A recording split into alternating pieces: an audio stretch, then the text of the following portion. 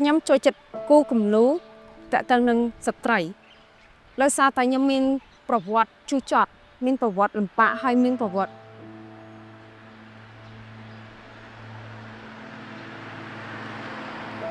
ដែលគេហៅថាចូលលក្ខណៈតាមលើវិកលច្រកខ្លាំងខ្ញុំមានវិបត្តិនៅមួយហើយវាទាញឲ្យខ្ញុំនៅចូលទៅក្នុងផ្លូវងងឹតខ្លាំងមែនតើហើយវាធ្វើឲ្យខ្ញុំពិបាកក្នុងការរកជីវិតស្រស់ស្រាយឡើងមកវិញបានប៉ុន្តែគំនូវាបានជួយឲ្យខ្ញុំច្រើនមិនថាភាពស្ងប់ស្ងាត់ការយល់ឃើញការវិនិច្ឆ័យផ្សេងៗគឺវាបានជួយខ្ញុំច្រើនឲ្យខ្ញុំនឹងស្រស់ស្រាយឡើងវិញបាន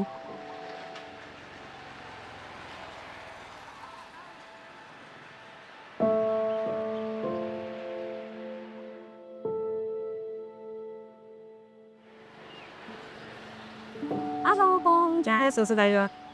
ថ្ងៃនោះពីខាងណាបងខ្ញុំមកពីខេត្តកណ្ដាលអូនខេត្តកណ្ដាលចាខ្ញុំមកពីបៃតានេះចាកំពុងតែចេះដោយសារតែខ្ញុំធ្លាប់ខ្ញុំមានគេហៅថាការធ្លាប់មានជំងឺផ្លូវចិត្តចាហៅថាមានវិបត្តិដែរជំងឺគាត់ហើយខ្ញុំលឺបងខ្ញុំលឺអ្នកដទៃគេប្រាប់មកបងមានវិបត្តិផ្លូវចិត្តពីមុនគេថាប្រហែលឆ្នាំក្នុងតាំងពេលណាតាមការពិតបងមានជំងឺវិបត្តិផ្លូវចិត្តហ្នឹងច្រើនដងណាពីមួយអូនដល់ដឹងអញ្ចឹងខ្ញុំចង់ប្រាប់ថាជំងឺផ្លូវចិត្តដែលខ្ញុំបាក់ហ្នឹងគឺទីមួយក្រុមគ្រួសារទាំង7នាក់គឺស្លាប់នៅចំពោះមុខខ្ញុំទាំងអស់នេះជាជំងឺមួយដែលធ្វើឲ្យខ្ញុំបាក់ទឹកចិត្តទី1ទី2ខ្ញុំនៅសម័យខ្មែរក្រហមហ្នឹងគេចាប់រំលោភរហូតដល់យើងមានកូនទៀតអញ្ចឹងហ្នឹងវាបាក់ទឹកចិត្តធ្ងន់ធ្ងរមិនអាចថាខ្លួនឯងបានដល់ថ្ងៃនេះទេអត់គិតទេអត់គិតស្មានទេណាប៉ុន្តែយើងគិតខ្លួនឯងថាយើងមានបងប្អូនម៉ែឪ7នាក់ស្លាប់អស់នៅសល់តែយើងមួយបើសិនជាយើងទុនជ្រាយនៅការបាក់ទឹកចិត្តរបស់យើងគឺធ្វើឲ្យយើងហ្នឹងយើងបដូរខ្លួនយើងបដូរប្រាណរហូតដល់គេចាប់ទម្លោប៉ានកូនគឺយើងដើម្បីរស់លើកស្ទួយជីវភាពគ្រួសារលើកស្ទួយជីវភាពគ្រួសារអតលពលបើសិនជាយើងគិតថា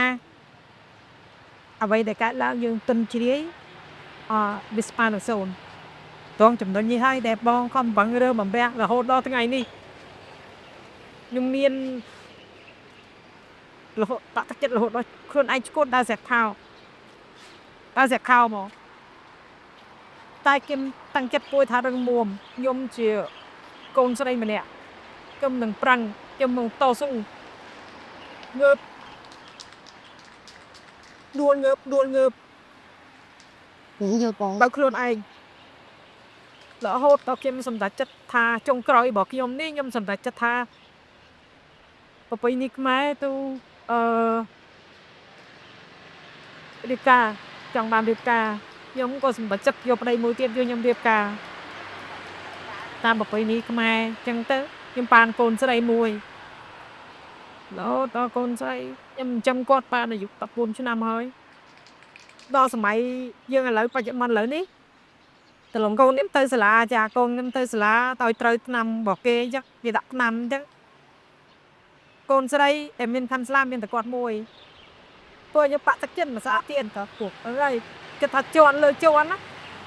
ជន់លើជន់គិតថាអារម្មណ៍ខ្ញុំវាផ្លិតប៉ុណ្ណាបើយប់មួយថ្ងៃ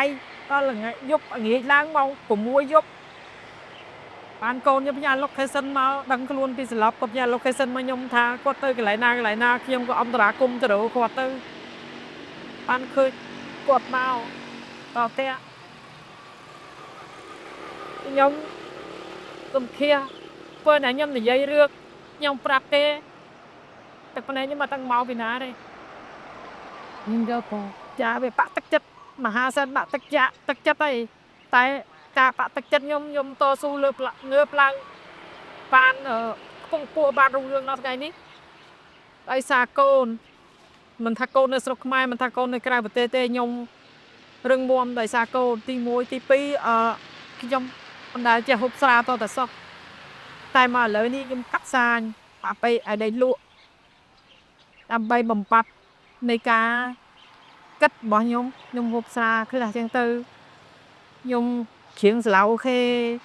lại đã cua xa bậc cua anh nhá cái là tư ทำไมเอาខ្លួនឯង cha បំភ្លេច cha bom plek នឹងវិធីសាស្ត្ររបស់បង cha ចង់វិធីតាបងមើលឃើញថាវាដែលវិធីសាស្ត្រឲ្យយើងអាចបំភ្លេចវិបត្តិនឹងពេលបច្ចុប្បន្ននឹងភ្លាមហ្នឹងពេលខ្លះខ្ញុំយល់ថាពេលខ្លះយើងធ្វើយើងមិនមែនចង់ឲ្យគេមើលឃើញយើងថាវាយើងធ្វើអញ្ចឹងទៅអស្ចារ្យឬក៏ប៉ុណ្ណាទេឬក៏ចង់បង្អាញប៉ុន្តែពេលខ្លះយើងធ្វើដើម្បីខ្លួនឯង cha tập trời ហ្នឹងហើយបងខ្ញុំយល់ព្រោះខ្ញុំក៏ខ្ញុំនៅក្មេងប៉ុន្តែខ្ញុំក៏មានវិបត្តិនៅក្នុងខ្លួនហ្នឹងខ្ញុំគ្រាប់គេធ្វើបាបតែកំប៉ុតទៅខ្ញុំអត់មានអីប៉ុន្តែខ្ញុំគាត់តែចង់ចែករំលែកចា cha ពលមួយសិតតែមានវិបត្តិនេះនឹងគ្រូសម្រាប់ខ្ញុំក៏មានវិបត្តិដូចគ្នាប៉ុន្តែជាងក្រោយខ្ញុំចង់ចែករំលែកវិបត្តិរបស់ខ្ញុំដើម្បីឲ្យអ្នកទាំងអស់គ្នាមិនថាយើងមិនថាណាតែសំខាន់បំផុតគឺមនុស្សស្រ័យចង់ឲ្យគ្មានភាពប្រងន់ឡើងវិញតស៊ូឲ្យក្រោបឈើតស៊ូជាមួយវាទៅហាច់ខ្ញុំនឹងពេលខ្លះវាពិបាកទទួលស្គាល់ប៉ុន្តែយើងត្រូវតែរកវិធីសាស្ត្របើមិនចឹងទៅយើងនឹងរស់នៅក្នុងវិបត្តិហ្នឹងបើនិយាយជាក់ស្ដែងទៅបងខ្ញុំតែមក30បាយទេខ្ញុំតែមក30បាយទេ cha ខ្ញុំនៅក្មេងខ្ញុំអត់ក៏មានគ្រួសារឯងអញ្ចឹងខ្ញុំពីមុនមនុស្សខ្ញុំគឺ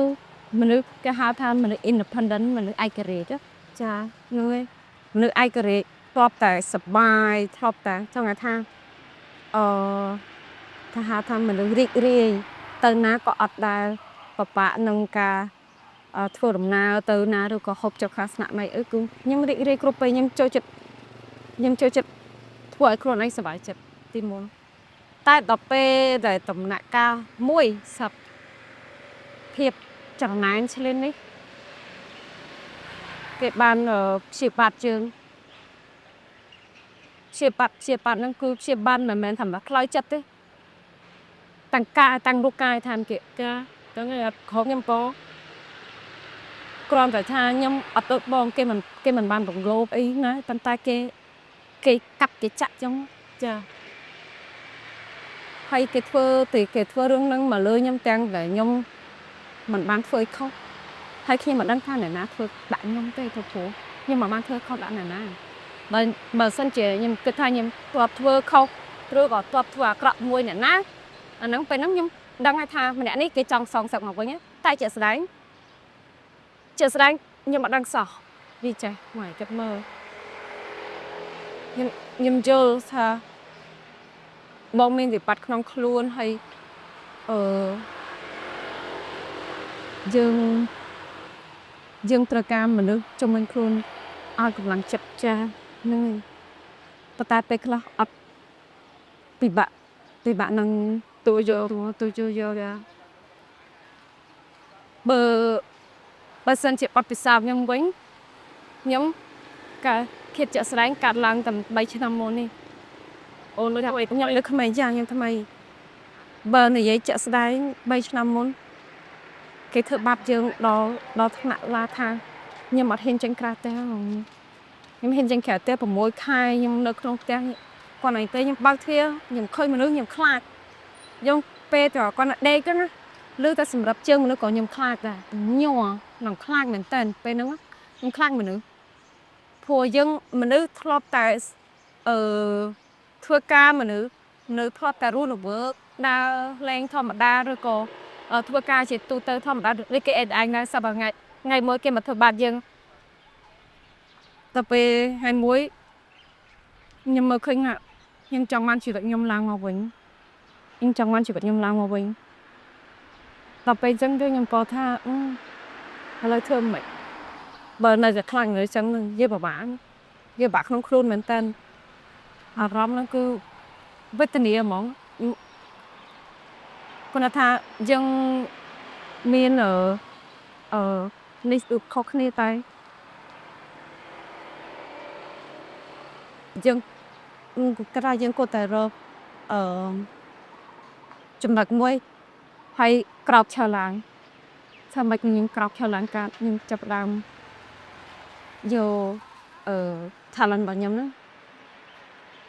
តែដល់ពេលជីវិតបងរស់បានប៉ុណ្ណេះដឹកដៃកូនឈរបានប៉ុណ្ណេះអូនសុំបងសុំសរសើរចិត្តបងថារឹងមាំតស៊ូលេបចាអត់ដល់ស្រៀបរឹងមាំទឹកភ្នែកកណ្តែផុតពីទឹកភ្នែកបងមានភាពរឹងមាំឈรงើបសបាយត្រូវរាំទៅជាងងាយមិនចូលរត់ ហ្នឹងហើយពេលខ្លះយើងបង្កើតទាំងអស់ហ្នឹងដើម្បីឲ្យខ្លួនឯងនឹងរីករាយ ឲ្យជីវិតខ្លួនយើងប្រសើរឡើង